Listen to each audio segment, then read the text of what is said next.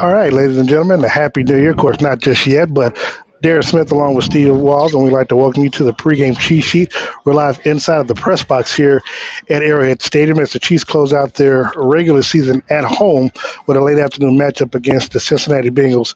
It was a rivalry, and I guess technically it kind of still is.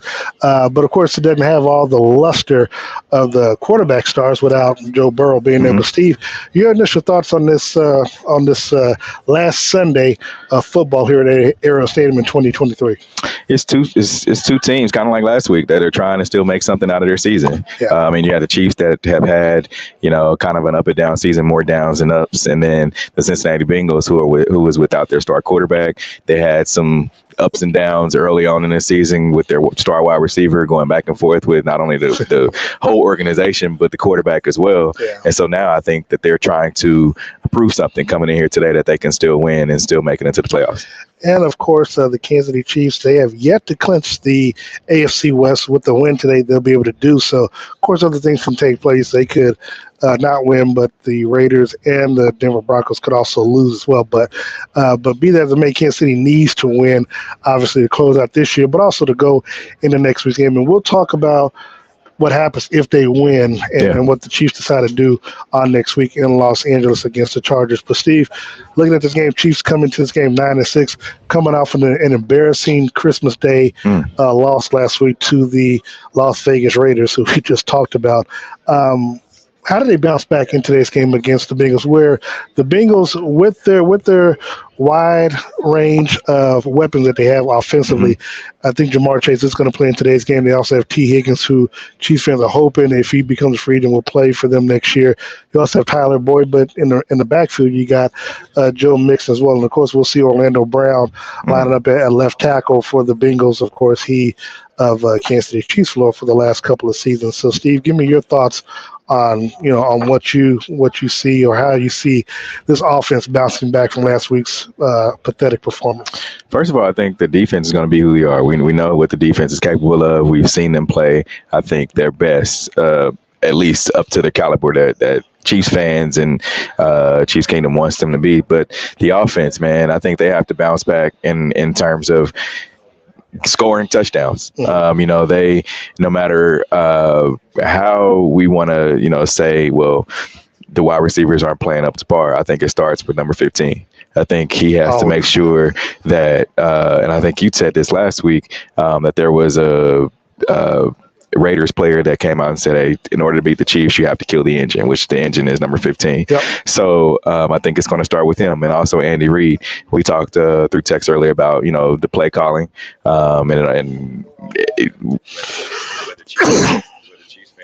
Chiefs fans know it or not, more fans have to understand that Andy Reid's calling these plays, right? He talks about having 51% of the vote.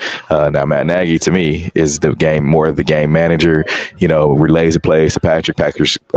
Patrick is hearing Matt Nagy's voice, throughout. Yeah. So either way, they're not going to run a trick play on their 4-yard line and Andy Reid not veto it. Right. So I think the offense has to get clicking, starting with number 15 today. And it's interesting when you say that, to get started. Initially, we thought that's what was going to happen last week. They had won the coin toss again, but still could not, get everything clicking. I think they ended up going 3-and-out in last week's game. Some of the major concerns, just from what I saw, and again, we talked about it in our text chain this morning. Ian Rappaport had reported that the Chiefs are essentially going to, i.e., strip down, offensively what they plan to do today, which, take it as you want. Because again, at the end of the day, if the players don't make the plays, exactly, it's not going to matter. But from what the report stated, I know in our text chain, we had talked about over the last few weeks that it looked like that they might be trying to go back to how they played against the Las Vegas Raiders when they won that game. They were down 14-0, and then they just something clicked where they ended up just scoring 31, outscoring them 31-3 the rest of the way. And the thing that I had noticed was that when we looked at the stat sheet, MVS had a meaningless catch later, in that game. Justin Watson only had one catch. It was a 3-yard touchdown catch. I don't want to belittle that, but that was his only catch of the day. Mhm. But essentially, the Chiefs only went with 5 wide receivers, including Travis Kelsey, for the bulk of their offense in that game. Obviously, they ran the football and stuff as well, which I was always saying the last few weeks, why not just go back to that to where where you don't have so many players where you're trying to get everybody involved because you don't really develop a rhythm. Yeah. Now, and to me, I think that's the biggest thing. And look, you've talked about the Chiefs having fun again, and I think back, and forgive me for this. I was watching the AFC Championship game last night. The NFL Network had repeated it, and and it was just a big difference. Most of the same players were here last year, minus Juju, and of course Rasheed Rice, and I think it might have been one other player.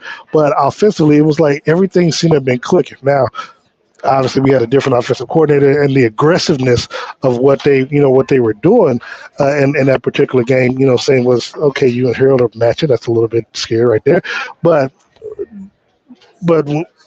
one of the biggest concerns that I have is that they're not going to be as aggressive, and that's one of the things that has been the big difference is the aggressiveness, not only the play calling, but just getting the plays in and out, and for Patrick feeling comfortable enough to where if even if he has an audible, he can still make something happen. Yeah, and you mentioned AFC Championship game. I'm gonna take you back 2 years ago. Yes. When you remember who were they playing in the AFC Championship? Was it the Bengals? They were playing the Bengals that year, and the first half offense was clicking.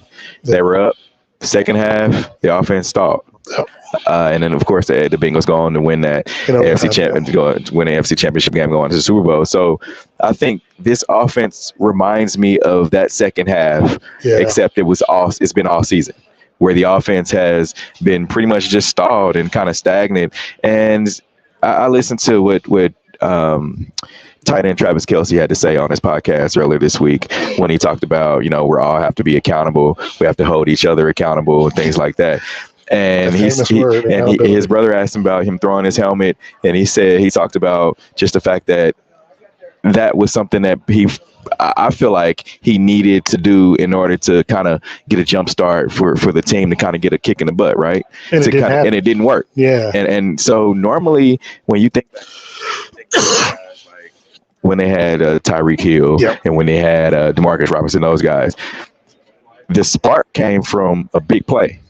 Now they're looking for a spark to come from anything, like whether it's frustration, whether it's a big play, whether it's the crowd getting into it. They're looking for a spark from wherever. Whereas I feel like they need to come through and get some type of big play. That way they can get that spark. I know we've talked about it week in and week out, and I know it seems like we're beating a dead horse from time to time. But when we look at this team, what is it in your estimation as we get ready for kickoff in just a little under 20 minutes? What's your estimation as to what is missing from this team and why it is that they're struggling so bad on offense? Because again, like I said, they have most of the same players. You have the addition of Rice, and he's been growing as a rookie. Obviously, you got two left tackles, two new tackles. That is a big difference between last year and this year. But why are they struggling so bad? Because I know Chiefs fans ask us all the time, what do we see? What do we see here in the locker room? But just your estimation from what you see, covering the team along with myself, what do you see is the biggest struggle for this team? Man, I feel like they need that explosive player. They need that dog. They don't have that other than Travis Kelsey. I mean, Rasheed Rice is getting there. He's still, I guess, guys in the locker room call him a puppy because he's still young, still a rookie, and he hasn't really proven himself yet. Other than what he's done early on in the season. So I think they still need that dog player. Think back, and I don't want to keep beating a dead horse, but Tyreek Hill, he was a guy that was going to stretch the field. You had to account for him. Right now, other than Travis and Rasheed, who are they accounting for? I mean, you had 10. Isaiah Pacheco, he's been up and down this season, so they really haven't had a run game threat. When they do, they do it in the first half and then they kind of go away from it. It's like, hi, we got you guys. Thought we were going to run the ball. Second half, we're going back to what we're normally doing. Yeah. So I think they just need that guy that can stretch the field. Defensively for the Chiefs, of course, you talked about how well they've been playing. They are number 2 in the league in points scoring against, as well as yardage. So they've been well and became this team in the ball game all season long. Obviously, there were a few games where they got off to. It's hard to say they got to a slow start when the offense didn't contribute to, kind of contributed to them getting off to a slow start. But as they prepare, or as this team prepares to try to win the game, clinch a playoff spot, and get to the playoffs, how vital is this defense going to be to make sure that they not only kind of keep the Chiefs in these ball games, but also kind of create turnovers, which is something that they haven't done the last few games. Man, the offense has to help the defense, to be honest. People talk about defense winning a championship. However, you still got to get something. You don't want to keep them. They get tired. You think about when it comes down to the end of the game, when you need them to get a crucial stop for you, you want to make sure that they're still fresh and not staying on the field the whole game. I do think that, it's going to come down to where this defense is going to have to get sacks. Spags going to have to draw something up. And then I think Jamar Chase has kind of written some bulletin board material for the comments that he had earlier this week. So if anything, they're going to be playing high for that. He talked about the only good player on his defense is the best player is L'Jarius Sneed. I beg to differ. I still say it's Chris Jones.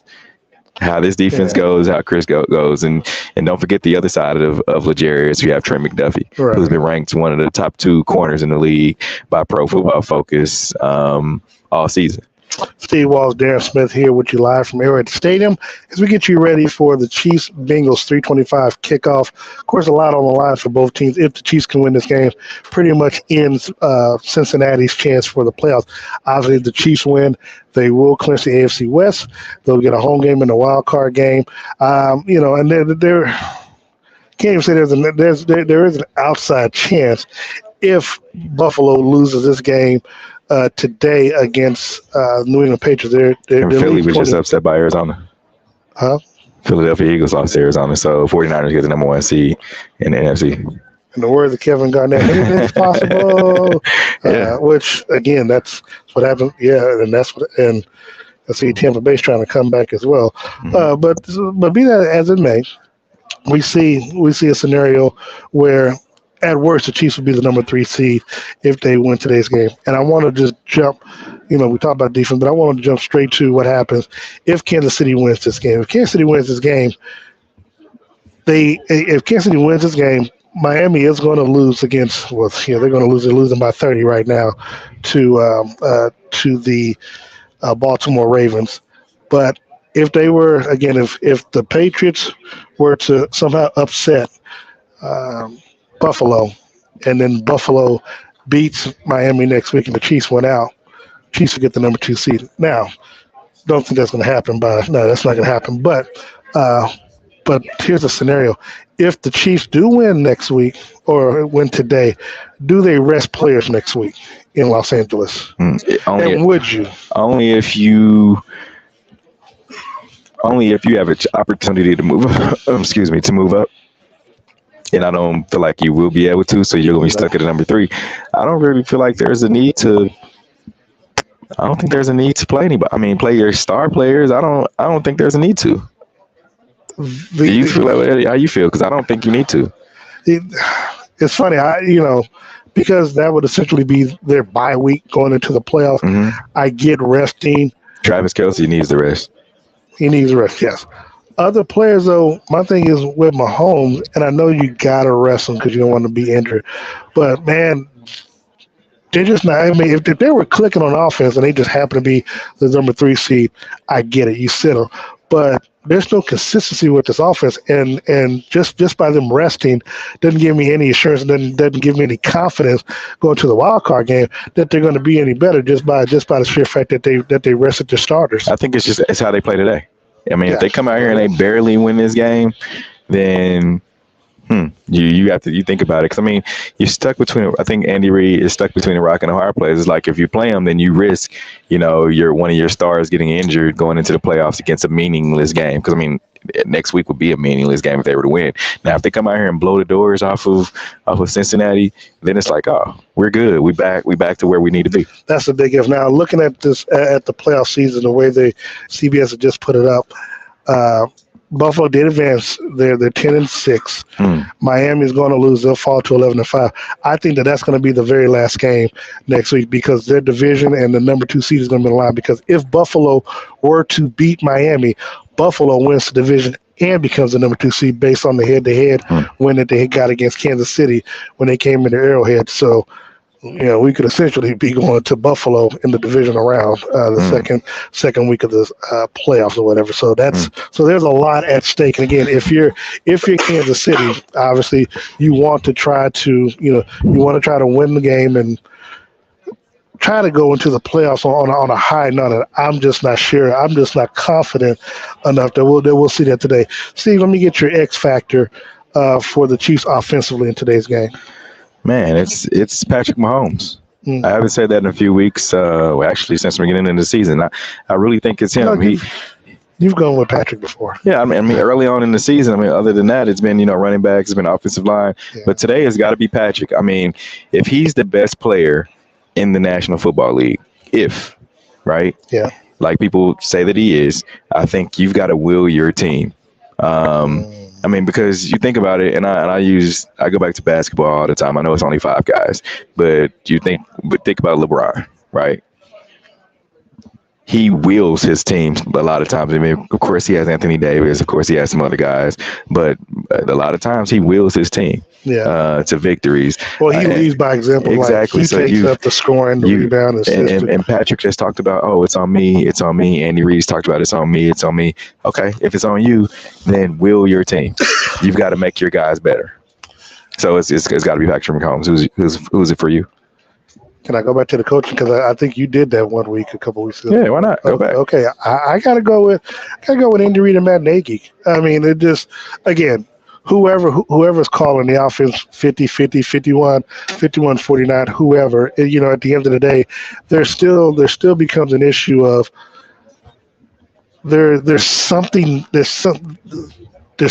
there that's missing, and for all the talk, again, when I asked Nagy a couple of weeks ago about holding players and coaches accountable, he claimed that they did. When I asked him what that accountability looks like, he kind of stuttered and couldn't really, I guess he wasn't expecting that answer. Yeah. So for me, I want to know, especially after that embarrassing loss last week, Andy always says it's on me. I didn't get these players prepared or whatnot.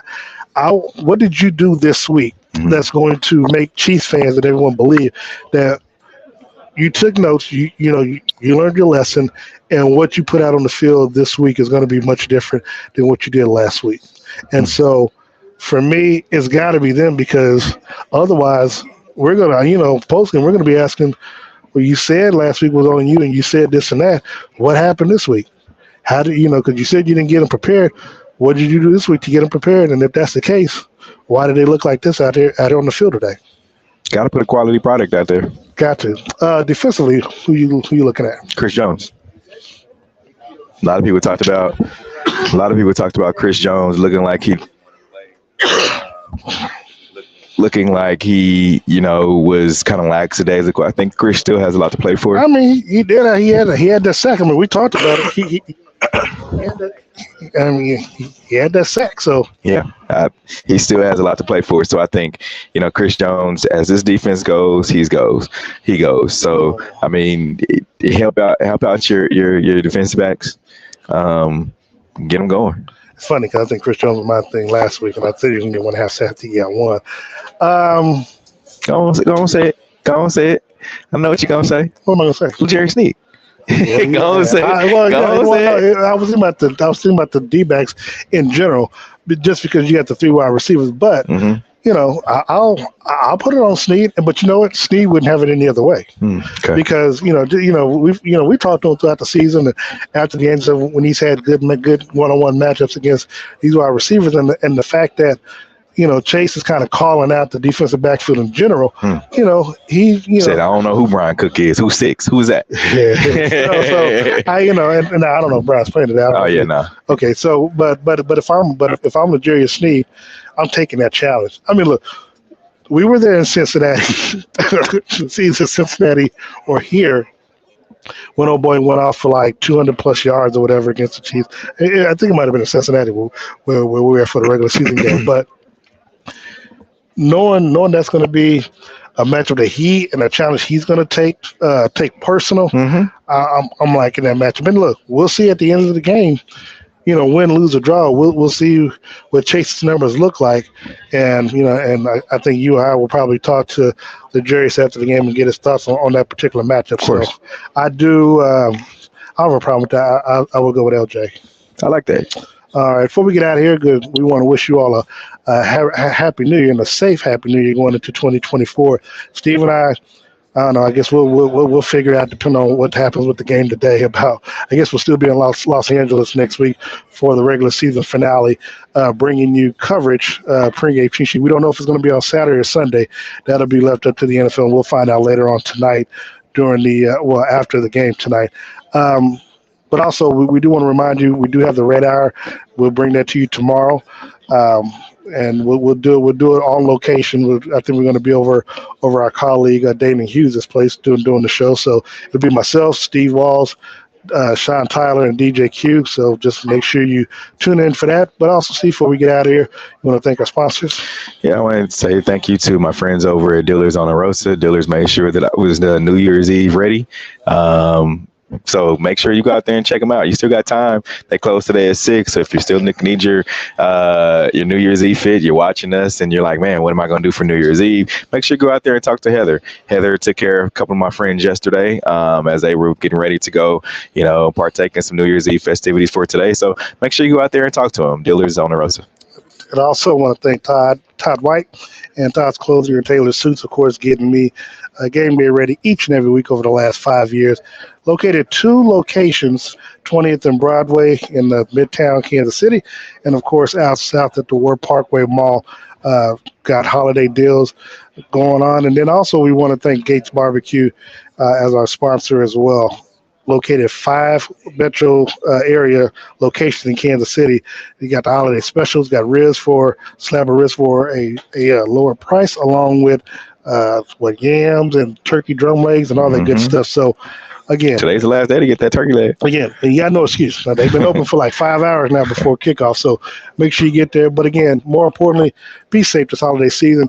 Post-game, follow myself and Steve Walls on social media. We'll bring you the post-game show. We'll also bring you the press conference with Andy Reid and Patrick Mahomes, and we'll also talk to some of the players, and we'll bring you information on that post-game as well. So thank you so very much. You can follow Steve Walls at Steve Walls KC. You can follow me at Darren Smith NFL. I want to thank you so much for joining us. We'll be back next week, live from Los Angeles, California, to close out the regular season and to hopefully get you ready for the playoffs. This is Darren Smith along with Steve Walls. This is the pregame cheat sheet. Happy New Year. Happy New Year's.